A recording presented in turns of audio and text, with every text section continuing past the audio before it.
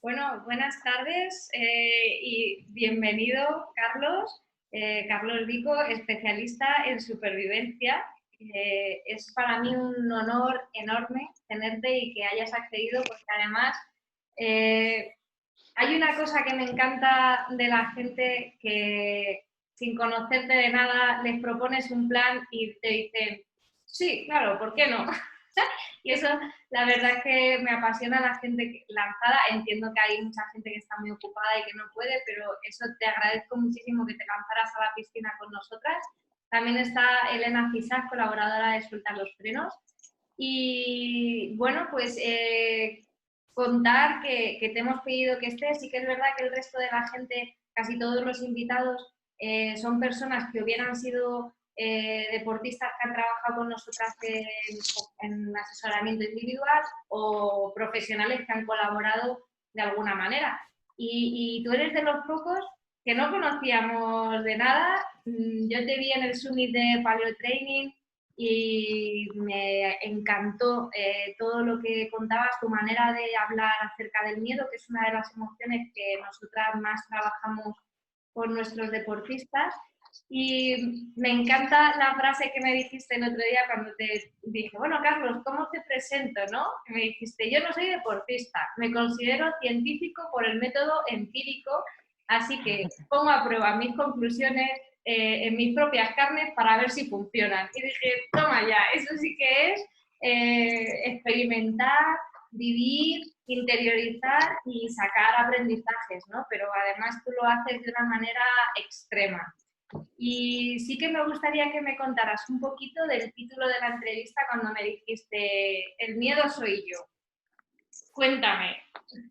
Porque creo que nos educan mal. Es decir, desde pequeños, creo que la frase más repetida a cualquier niño es el miedo es malo, el miedo es de cobardes, etcétera, ¿no? Entonces, creo que ese es un gran fallo, porque el miedo compone tu carácter, por así decirlo. Es decir, cómo te vistes, cómo hablas, cómo te colocas delante de otras personas, si eres una persona más irascible, menos irascible, todo eso se compone del miedo. Es decir, yo busco una aceptación y busco colocarme dentro de la sociedad, ¿no? Si me quiero involucrar mucho, menos, todo eso es base en miedo. Entonces, si yo me niego el miedo, porque el miedo es de cobardes, el miedo es malo, no hay que sentir miedo, el miedo es una enfermedad y mil historias más, me estoy negando a mí mismo. Y por eso continuamente, yo sobre todo trabajo mucho con adolescentes, lo que vemos es que los chicos buscan continuamente referentes, pero no como para alcanzar metas, sino para copiar, tanto en la forma de vestir, como en la forma de hablar, como en la forma de actuar.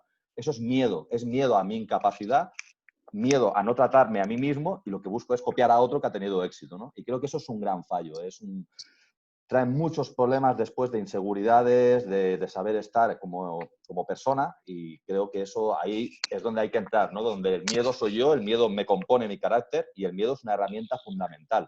Entender ese miedo, trabajarlo, darle forma, entender cómo funciona con mi entorno para sacarle partido, creo que esa es la base de la educación emocional de hoy en día. Me parece una pasada lo que dices, porque siempre que oigo, bueno, muchas veces oigo hablar a gente acerca de las emociones como si fueran algo externo, que hay, pues eso, no, hay que controlarlas, hay que, si es que no es una cosa externa a ti que tienes que controlar, es una cosa lo que tú dices, que tienes que interiorizar, aceptar, escuchar qué te está contando acerca de ti y a partir de ahí lo que tú dices, construir, ¿no? Una identidad y una persona. Cuéntanos un poquito de tu especialidad, tus aventuras, más que aventuras, es que eso ya no son aventuras, esos son viajes al límite, experiencias en las que te expones a situaciones muy, muy, muy poco habituales y a las que muy pocas personas hoy en día tienen acceso. Cuéntanos un poquillo más. Bueno, pues empezó como un hobby, donde, bueno, yo empecé con mi abuelo de pequeño, mi abuelo me llevaba a la montaña, él tenía su manera de hacer las cosas, que era una forma muy no invasiva, es decir, él no peleaba contra la montaña, sino que la leía y simplemente se movía como que se mueve dentro de un supermercado, él sabía dónde estaban las cosas simplemente mirando. Y bueno, de más grande intenté otra vez recoger toda esa información que me había dado mi abuelo y volverla a poner en marcha. me metí mucho en el tema de supervivencia, me di cuenta que todo se basaba en técnicas, continuamente técnica, técnica, técnica. Y lo que pasó es que, bueno, hice un primer viaje donde las técnicas eran la base, y cogí una hipotermia, me bloqueé mentalmente y fui incapaz de hacer ninguna técnica, ¿no? Y a partir de ahí me di cuenta que la supervivencia no es tanto técnica y fortaleza física extrema, etcétera, sino una fortaleza mental. Es decir, a partir de ahí empiezas a analizar cómo funciona el instinto de supervivencia, cómo funciona el miedo, cómo funciona el pánico. Ves que hay una diferenciación muy grande entre miedo y pánico, que son dos cosas totalmente diferentes y que nadie diferencia. Y a partir de ahí, pues bueno, el método empírico, ¿no? Cada vez me meto en situaciones más límite, más complicadas, que me llevan la cabeza al extremo. Es decir, en Groenlandia se me rompió una placa de hielo, cruzar desiertos, etcétera. ¿Por qué? Porque no llevo agua ni comida. Yo veo como mi cuerpo se deteriora hasta el punto que no se puede mover y tengo que seguir trabajando con la mente, buscando estrategias sin saber. Es decir, estás en un entorno no apto para la vida y tienes que buscar estrategias para desarrollarte, ¿no? Y eso es un poco la base mía. Es decir, no soy una persona que haya tenido una carrera universitaria ni que haya seguido a ejemplos de nadie, ¿no? Sino que, bueno, me considero muy autodidacta a lo mío, me considero una persona muy normal, no tengo supermarcas ni soy, no me considero deportista, sino simplemente me gusta experimentar, me gusta sentir en mis carnes las cosas y luego para poder explicarlas, ¿no? Qué pasada. ¿Y cómo dirías que todos estos aprendizajes que has conseguido a lo largo de todos estos años con tu experiencia, cómo te han transformado como persona y cómo te los llevas a tu vida diaria? Porque me imagino que una parte de ti se queda en cada uno de los viajes que haces y te traes otra parte que no estaba. ¿Cómo conjugas una vida normal con luego esas experiencias? Hay que poner muchos filtros, ¿vale? Porque, claro, tú vas a un lugar donde los problemas que tienes son ahora, es decir, necesito comida, necesito agua, necesito calentarme porque estoy entrando en hipotermia, es decir, nosotros en la sociedad actual vivimos en una sociedad consumista, etcétera, y allí no. Entonces, claro, cuando llegas después de muchos días de no escuchar a nadie, de no escuchar problemas, de no ver esa debacle que nos llevan el día a día, ¿no? Llegas aquí, claro, ves a alguien preocupado porque está quedando sin batería en el móvil. Te lo miras como, vale, poder ducharte, poder abrir un grifo y que salga agua, un abrazo, un beso. Digamos que la vida la vives a un nivel diferente, ¿no? O sea, cada pequeña cosita que allí no tenías, aquí la vives de una forma muy fuerte, ¿no? Y entonces, digamos que vives más intenso, por así decirlo. Como si tuvieras mucha más conciencia de todas las cosas positivas y prioritarias, ¿no? O importantes, por decirlo de alguna manera, que a veces se nos camuflan, ¿no? Yolanda nos contaba el martes por la mañana, que ya tengo un caleo de entrevistas, precisamente las experiencias pues no tan extremas como las que tú vives, pero ella estuvo en la quita y hubo un momento en la última etapa que realmente tuvo miedo porque se había quedado sola. Espera, que creo que hay un poco de ruido donde está Elena. Elena, te silencio, que tienes mucho ruido y cuando quieras abres, ¿vale? Pues Yolanda nos contaba esto, que esta experiencia que tuvo, de repente no sabía absolutamente dónde estaba y ya pues vio a lo lejos una carretera, tiró para allá, vio un poblado y ya, bueno, pues se cruzó con la gente de la organización, le indicaron.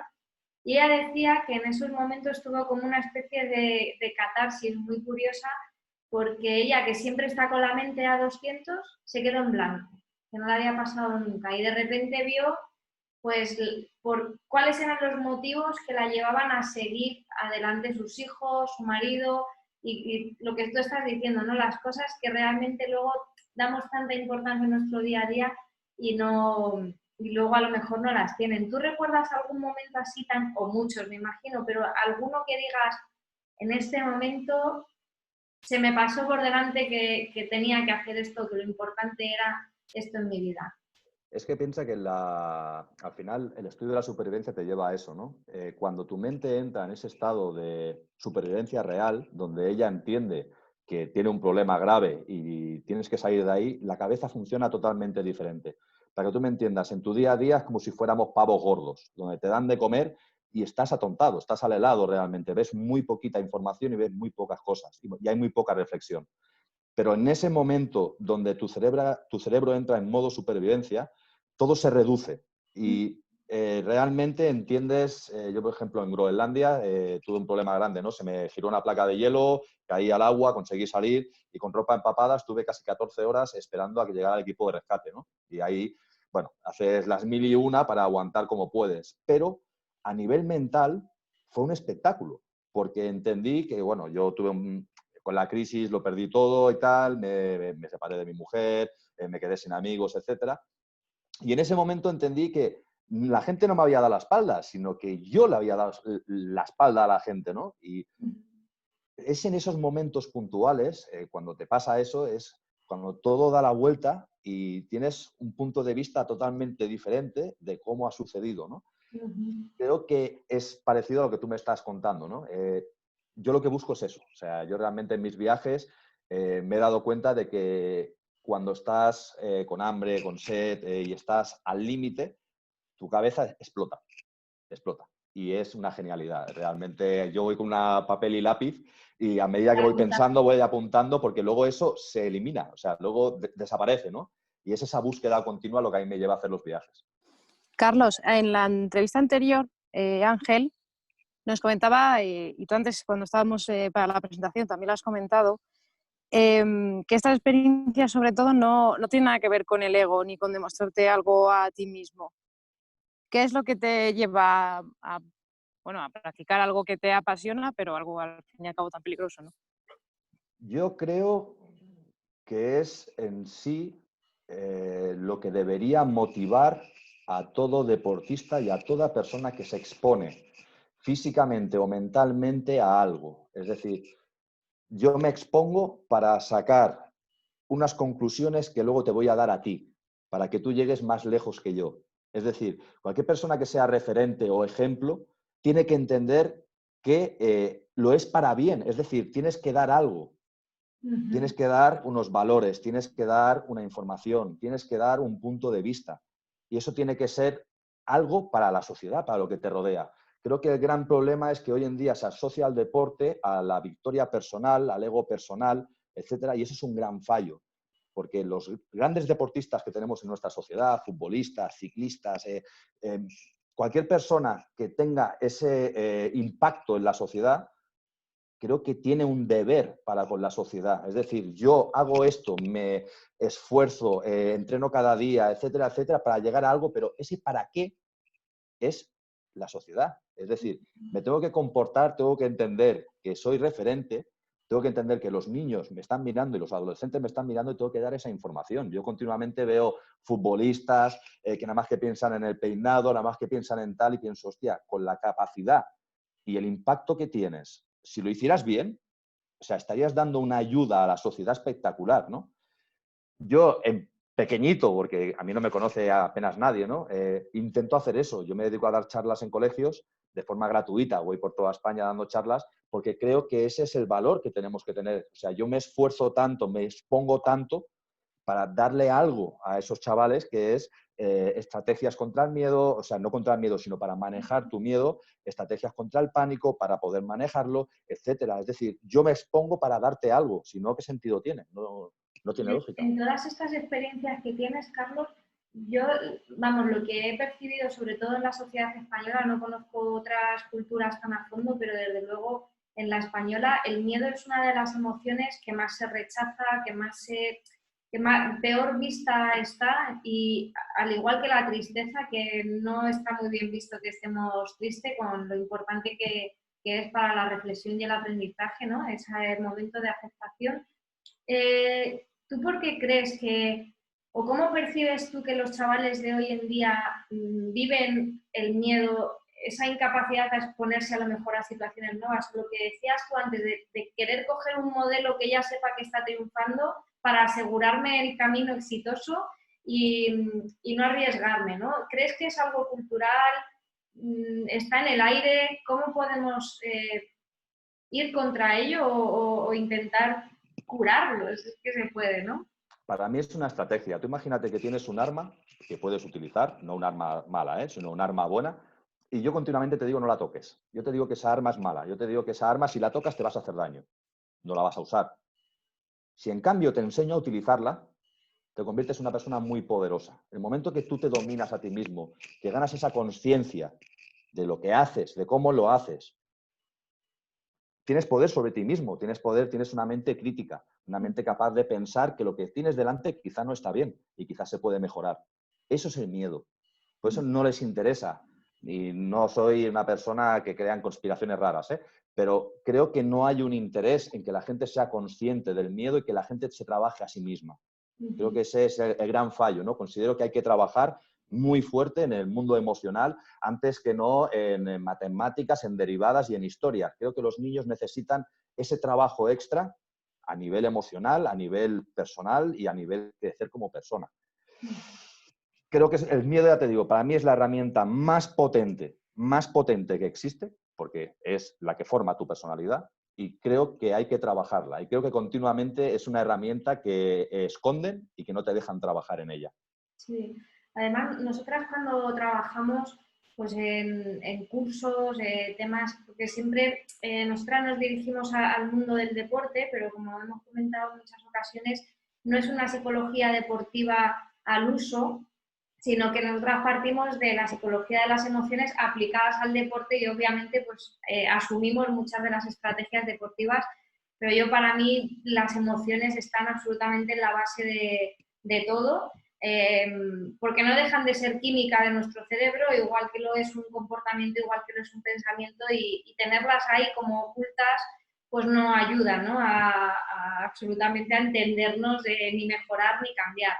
Y lo que nos hemos encontrado muchas veces en los cursos, yo por ejemplo, hay mucha gente interesada en mejorar su autoestima, ¿no? Es una cosa que surge mucho, es una palabra muy conocida, y claro, cuando yo empiezo a trabajar la autoestima desde el miedo, la gente no entiende, ¿no? Y yo estoy totalmente de acuerdo contigo en que es la base, porque el miedo es el primer filtro que nosotros tenemos ante cualquier situación, que es el que nos va a decir, esto es arriesgado por esto, por esto, por esto, pero a la siguiente que llama es a la autoestima, decir, tengo capacidad para, que a lo mejor es lo que tú decías, tengo la técnica, tengo la capacidad física. Y yo creo que hoy en día nos falta mucho el conocimiento personal de esas habilidades y esas estrategias personales para que cuando el miedo pregunte, sepamos responder. Correcto, es que piensa que al final la autoestima se basa en la exposición. Es decir, yo cuando me expongo a los demás, ¿qué siento de eso? Eso es miedo. No hay más. O sea, es que es la base de todo. Es lo que tú me estás diciendo, ¿no? Si yo no sé tratar el miedo al final lo que me dice son las consecuencias a una amenaza. Si yo salgo a correr con más gente, me caigo, salgo mal, me agoto antes, pierdo, quedo el último, abandono, ¿qué van a pensar los demás de mí? ¿Vale? Yo creo que la base de la autoestima está en entender que tú no compites contra los demás, compites contra ti mismo. Bien, en esa base es, mi cuerpo es mi coche y yo conduzco, estoy aquí dentro. Perfecto, ¿vale? Tengo que entender que mi coche no es igual al de nadie y que yo ese día me puedo haber levantado enfadado con mi pareja, puedo haber tenido problemas desde hace 2 semanas que no me dejan dormir bien. No puedo competir contra los demás, cada uno compite a su rollo, yo compito contra mí, intento mejorar mi mejor marca. Yo por eso en mis viajes, ¿no? Pues cada vez llega un punto que dices, es que te vas a estrellar, te vas a matar, porque cada vez buscas un punto más y llega un punto que dices, es que nada más te falta ir desnudo contra una manada de lobos y tirarte allí en medio, ¿no? A ver qué pasa, ¿no? Y Carlos, cuéntanos un poco, porque yo creo que tú tienes una habilidad o una conciencia personal y una capacidad emocional muy desarrollada. Y muchas veces esto, pues, ¿dónde empieza, no? ¿Qué fue antes, el huevo o la gallina? Tú ya eras así cuando hiciste estas aventuras y lo has ido fortaleciendo, o ha sido a raíz de todo esto que tú has despertado? Yo antes era una persona muy irascible, fuerte, muy físicamente extremadamente fuerte. Y a raíz de exponerme y de ver que cuanto más fuerte eres, más fuerte es el golpe que te vas a pegar, porque vas más fuerte y simplemente te lanzas y el golpe es muy fuerte, empiezas a entender que todo lo irascible y todo lo fuerte es una pantalla, que te lo da el miedo, que te va a parecer extremadamente fuerte. El irascible es pánico, es miedo no controlado, con lo cual yo lo que hacía era, cualquier persona que me venía decía, uff, este tío malo, lo que yo estoy haciendo es una pantalla, o sea, yo quiero que tú veas eso. Al final, el miedo es como jugar al ajedrez, ¿no? Yo juego una carta, juego una emoción para que tú reacciones a esa emoción. Consigo que reacciones, yo gano. Tú consigues que yo cambie mi emoción, tú ganas, ¿no? Pues al final todo se basa en eso. Yo antes era una persona, te digo, trabajaba los 7 días de la semana, 12 horas al día, tenía un coche espectacular, una casa espectacular, tenía una gran empresa, trabajaba muchísimo. ¿Qué pasaba? Todo el mundo decía, uff, el Vico, no veas qué bien le va, pero a nivel personal yo no veía a mi familia, estaba todo el día trabajando, todo el día con nervios, todo el día mal. Y a raíz de empezar otra vez con todo esto de la crisis, de romperse todo, de volver a trabajarte a ti mismo y de volver a empezar, te das cuenta que no, que lo que hay que hacer es trabajar lo justo para disfrutar al máximo, ¿no? Y ahí es donde cambia toda la percepción de todo. Empiezas a trabajar en ti mismo, a entenderte, a ver cómo tus emociones trabajan con los demás y a intentar que, por ejemplo, mis hijos, ¿no? Pues sean mejores en el dominio emocional, por así decirlo. Qué bueno.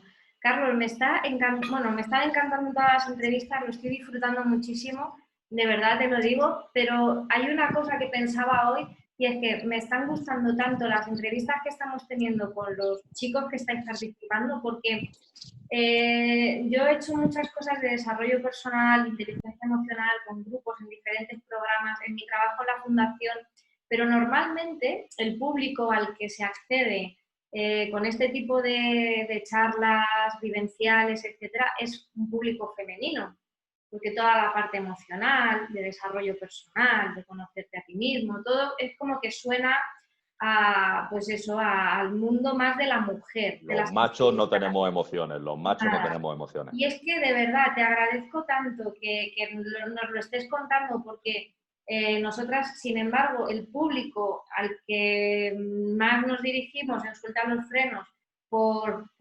proporción de practicantes, por ejemplo, de enduro, de descenso, tal, aunque está aumentando mucho el público femenino, es mucho el público masculino. Y claro, cuando tú le hablas a los hombres, antes de una competición o de una ruta, de estos temas de las emociones, muchos tiran como un poco para atrás, ¿no? Y muchas veces me han llegado a decir, bueno, pero habla de, camúflalo un poco, que por eso he venido hoy camuflada, ¿no? Digo, bueno, vamos a sintonizarnos.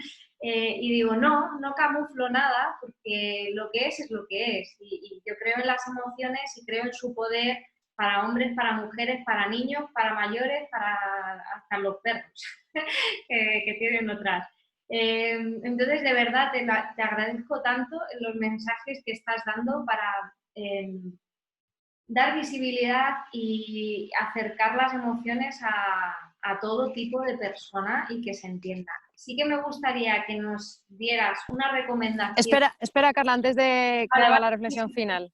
Yo quería preguntarte, Carlos, yo soy una persona que cuando tiene miedo, porque yo sí digo que tengo miedo, soy una persona que habla mucho conmigo misma. De hecho, si, o sea, pensamiento mágico, ¿no? De hecho, si estoy sola, soy capaz de hablar en voz alta. Tú cuando estás ahí en un momento, pues eso, difícil, ¿no? Como comentabas antes de que se te rompió el hielo, ¿qué tal? ¿Qué estrategia utilizas para afrontar lo que viene, ¿no? O para eso, para afrontar el miedo. Hay muchas herramientas. Yo creo que la que mejor funciona es el PARE-PIA, ¿vale? El PARE-PIA es un acrónimo de para, respira, piensa y actúa.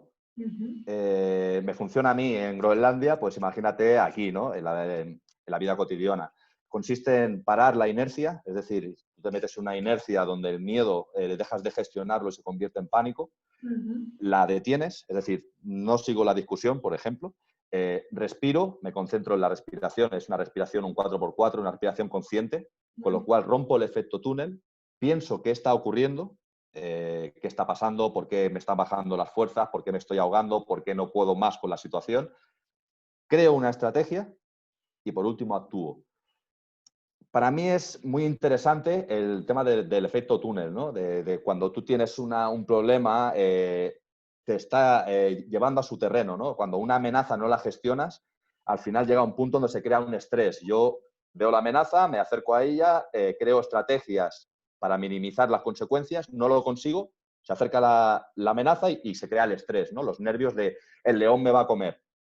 Ese efecto túnel no te deja acceso a creatividad e imaginación. ¿Cuántas veces nos ha pasado que después de una discusión, ¡oh!, tenía que haber dicho esto? Eso es el efecto túnel. Cuando se rompe el efecto túnel es cuando a mí se me ocurre. En supervivencia, el pare pía lo que te permite es no entrar en pánico y romper continuamente el efecto túnel. Siempre estar creativo e imaginativo. Me está pasando esto, ok. Cambias el punto de vista continuamente para tener la máxima información y poder gestionar ese miedo. Qué bueno. Pues yo creo que casi que la pregunta que iba a hacer está respondida, pero aún así te la voy a hacer, que era pues un poco una recomendación o consejo o simplemente mensaje que a ti te gustaría hacer llegar y que pues tienes este espacio para deportistas, personas en general, que tú digas, es que hay algo que quiero que quede constancia. Ya que estamos hablando de deporte, voy a repetir el mensaje de antes, ¿no? La importancia para mí de entender que ese esfuerzo, ese continuado, ¿no? De cada día me levanto, hago, intento ser mejor, intento mejorar mis marcas, etcétera, tiene que tener un porqué. Si no eres una persona mediática, me da igual, alguien, tu hijo, tus primos, tus sobrinos, alguien te está viendo, ya sean tus amigos, lo que sea, todo el mundo tiene esa capacidad de aportar. Hay que aportar. Es decir, todo ese esfuerzo tiene que ir basado en construir hacia afuera, en que nuestra sociedad mejore. Si todo lo baso en tener marcas, en patrocinadores, en verme guay, en parecer el rey, no me vales de nada. O sea, todo ese esfuerzo es vacío porque te lo estás quedando para ti. Hay que explotar, hay que hacerlo hacia afuera. Qué bueno, qué maravilla. Es que al final hay que dar, para eso estamos. Y Totalmente.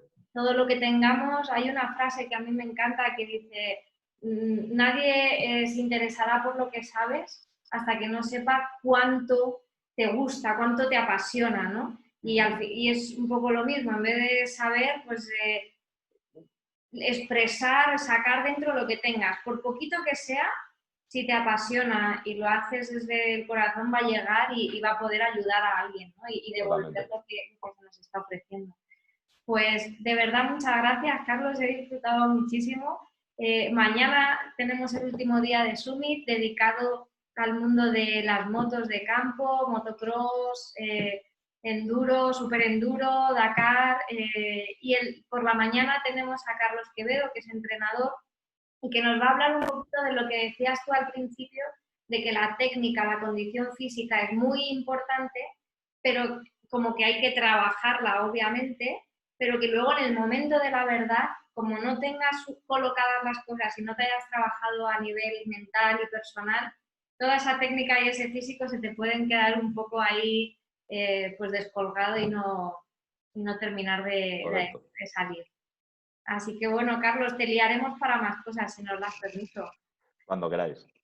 Muy bien, pues nada, muchas gracias y mucha suerte con todos los proyectos y todo lo que haces. Muchas gracias. Adiós, Carlos. Hasta luego.